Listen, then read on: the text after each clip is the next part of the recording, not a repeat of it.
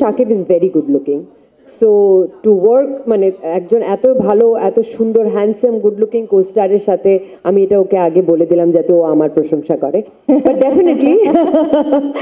Definitely he is very smart good looking and একজন ভালো কোস্টারের সাথে কাজ করতে তো ডেফিনেটলি ভালো লাগে। বাট জোকস অ্যাপার্ট, আমরা যখন শ্যুট করছিলাম ট্রিমেন্ডাস গরম ছিল, আর ও ঠিক এরকমই একটা স্যুট পরে আর এরকম একটা লুক ছিল, চুলটা অনেক বড়, হ্যাঁ এরকম একটা লুক ছিল।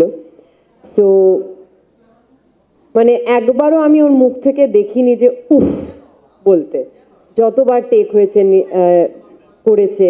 রাফি ভাই আমাদের খুব বলতো স্পন্টেনিয়াসলি করতে, সেটা যতবার রাফি ভাই বলেছে ও ততবার করেছে। সো ওটা আমার খুব ভালো লেগেছে, ওই ডেডিকেশনটা। ডেফিনেটলি ওর ডেডিকেশন আছে বলেই আজকে ও সবার প্রিয়, আপনাদের সবার হৃদয়ের। সো এটা অনেকটা বড় শিক্ষা আমার মনে হয় সবার কাছে। ওকে, পরের প্রশ্ন, এই যে এইবার তোমার টার্ন আমার প্রশংসা করার, হ্যাঁ না? হ্যাঁ, তার প্রসঙ্গে আসবো। তার আগে মিমি আপু, আমরা গান এবং লুকটা দেখার পর আমরা বাংলাদেশের সবাই কিন্তু পুরো উড়ে গেছি তুফানের তোড়ে। বাট এই গানটা যখন রিভিল হলো উড়াধুরা, তারপর ওপার বাংলায় তুফানের তোড়টা কতটা ছিল এবং আপনি সেটা কতটুকু অনুভব করেছেন?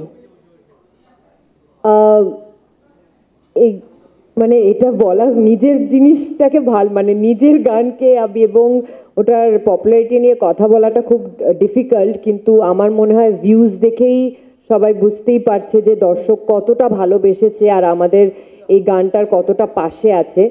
সো আমাদের উড়াধুরা গান শুনে সবার হৃদয় উড়াধুরা হয়ে গেছে। So that is the most important thing. Okay, সবার হৃদয় কিন্তু উড়াধুরা অবস্থা। আমি এবার তার কাছে চলে যাব যার জন্য আমরা ওয়েট করে বসে আছি অলরেডি। তুফান বই